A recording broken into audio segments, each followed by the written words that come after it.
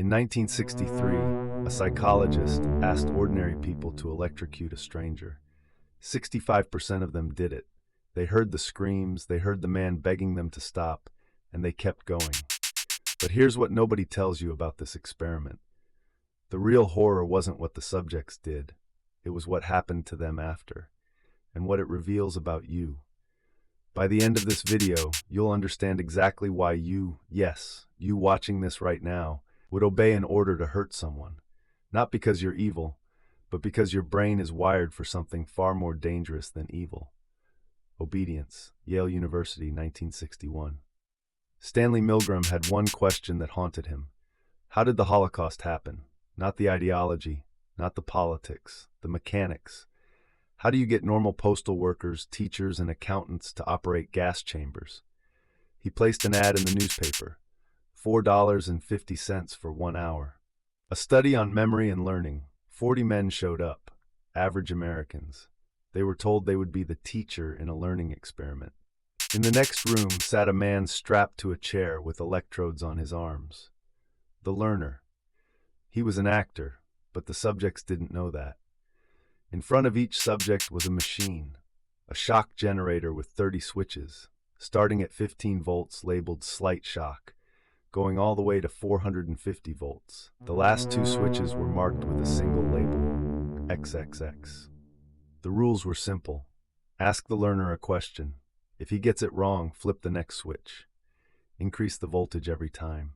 At 75 volts, the learner grunted in pain. At 120 volts, he shouted that the shocks were becoming painful. At 150 volts, he screamed, "Get me out of here, I refuse to go on." At 300 volts, he banged on the wall. After 330 volts, silence, complete silence. And still the experimenter in his gray lab coat said one phrase. The experiment requires that you continue. 65% of subjects went all the way to 450 volts, maximum shock, on a man who had gone silent, who could have been dead for all they knew. But here's the detail that haunts psychologists to this day. The subjects weren't calm. They were sweating. They were trembling. Some were laughing nervously, uncontrollably. One man had a seizure, and they still pressed the button. They knew it was wrong. Their bodies were screaming at them to stop, and they couldn't. But Milgram didn't stop there. He ran 19 variations of this experiment. And this is where it gets truly disturbing. In variation 7, subjects had to physically hold the learner's hand down onto a metal electrode. They had to touch the man they were shocking. 30% still obeyed. They felt his skin. They heard him scream inches from their face, and they pressed his hand down harder. In variation 13, when the authority figure left the room and gave instructions by phone, obedience dropped to 21%. Remove the physical presence of authority, and people found their conscience. But the most important variation was number 17. When two experimenters were present and they disagreed with each other, one saying continue, the other saying stop, obedience dropped to 0%. Not one single subject continued. Let that sink in. When authority was unified, 65% would kill. When authority was divided, 0% would. You don't obey people. You obey consensus.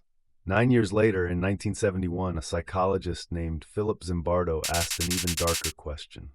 What if you don't need an authority figure at all?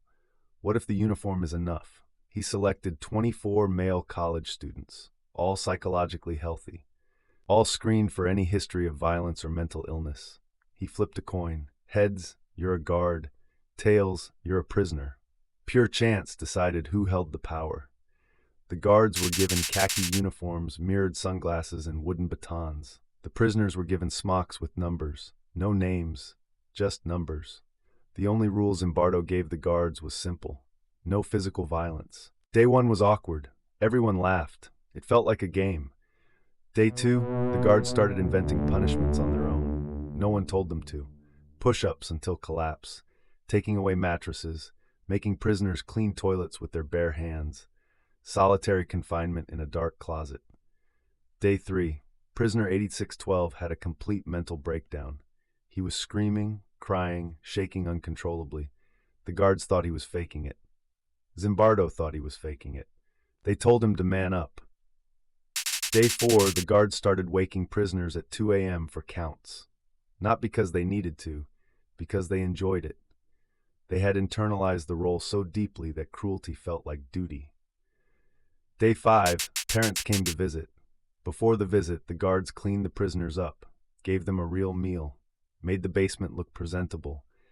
The parents saw their sons and noticed nothing wrong. The prisoners were too afraid to speak up. The parents left satisfied. Day 6, a woman named Christina Maslock, Zimbardo's girlfriend, visited the experiment. She watched the guards march prisoners to the bathroom with bags over their heads. She was the only person out of over 50 people who had observed the experiment to say what everyone should have said from the beginning. What you are doing to those boys is sick. The experiment was canceled on day 6 of a planned 14 days. It took 6 days to turn healthy, educated college students into sadists.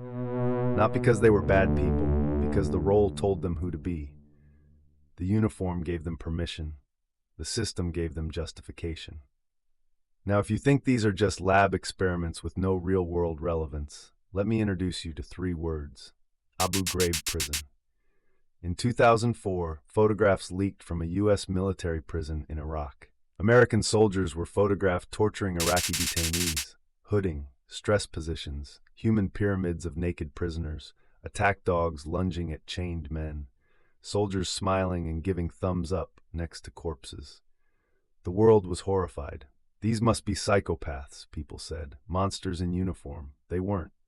Specialist Lindy England was a paper company clerk from West Virginia.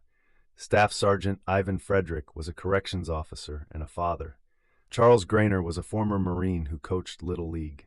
These were ordinary people. Philip Zimbardo himself testified at the military tribunal. His argument was devastating. "Don't look for bad apples," he said. "Look at the barrel." The system created the behavior: sleep deprivation, no oversight, dehumanized prisoners, authorization from above to soften up detainees. It was Stanford all over again, just with real consequences. And when Lindy England was asked why she did it, she said the 5 words that Stanley Milgram predicted 40 years earlier: "I was just following orders." But perhaps the most chilling proof of blind obedience didn't happen in a prison or a lab. It happened in a jungle in Guyana. November 18, 1978, Jonestown. A settlement built by Reverend Jim Jones and his followers, the People's Temple. On that day, Jones ordered his followers to drink a mixture of cyanide and grape-flavored punch. 918 people died. 304 of them were children. Parents gave the poison to their children first. They held the cups to their lips. They watched their children convulse and die, and then they drank it themselves. An audio recording exists of the final moments. FBI tape Q042. In it, you can hear Jones speaking calmly. You can hear people crying. And then, in the most disturbing detail of all, you can hear people applauding. Applauding their own death, because the man they trusted told them it was the right thing to do. So what is actually happening in your brain when you obey? 3 mechanisms, 3 ways your mind betrays you. The first is what Milgram called the agentic state. When you receive an order from an authority figure, your brain shifts into a mode where you no longer see yourself as responsible for your actions. You become an instrument, an agent of someone else's will. Brain imaging studies have confirmed this. When subjects believe they are following orders, activity in the prefrontal cortex, the region responsible for moral judgment and decision-making, measurably decreases. Your brain literally turns down the volume on your conscience. The second mechanism is the conformity cascade. In 1951, Solomon Asch showed subjects a line on a card and asked which of 3 comparison lines matched it. The answer was obvious, but when 3 actors in the room confidently gave the wrong answer first, 75% of subjects gave the same wrong answer. They denied what their own eyes were telling them. Not because they couldn't see, because the social cost of being different was higher than the cost of being wrong. The third mechanism is diffusion of responsibility. In 1968, Darley and Latané studied why 38 witnesses watched Kitty Genovese get murdered in New York without calling the police. Their finding was simple and terrifying. The more people present during an emergency, the less responsible each individual feels. Everyone assumes someone else will act, so nobody does. Your brain has a kill switch for morality, and it activates the moment someone in a lab coat, a uniform, or a suit tells you what to do. Now here's the uncomfortable truth. Knowing about Milgram doesn't make you immune. In 2009, psychologist Jerry Berger replicated the Milgram experiment with modern subjects.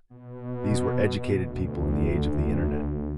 Many of them had heard of Milgram's experiment before participating. The obedience rate? Still 70%. Awareness alone is not protection. So what actually works? 3 defenses, based on the research. First, question the authority, not the order. When you feel compelled to obey, don't ask, is this order reasonable? Ask, who benefits from my obedience? Milgram's subjects focused on the task. The ones who disobeyed focused on the person giving the orders. Second, break consensus. Milgram proved that a single dissenter drops obedience to near zero. You don't need a majority, you don't need a movement. You need one voice, one person who says no. Be that person, because when you dissent, you give everyone else permission to dissent too. Third, name the mechanism. Research in cognitive debiasing shows that simply labeling a psychological bias while you're experiencing it reduces its power by up to 40%. When you feel the pressure to comply, say it out loud. I am in an agentic state right now. It sounds strange, but the act of naming it activates your prefrontal cortex, the exact region that obedience suppresses. 65% of people would kill a stranger when told to. 75% would deny their own eyes to fit in.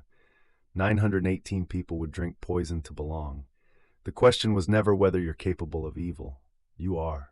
We all are. The question is, when the moment comes, and it will come, will you recognize it? Or will you just follow orders? If this changed how you see the world, subscribe. I break down the psychology they don't teach you in school every week. Link to every study mentioned in this video is in the pinned comment below.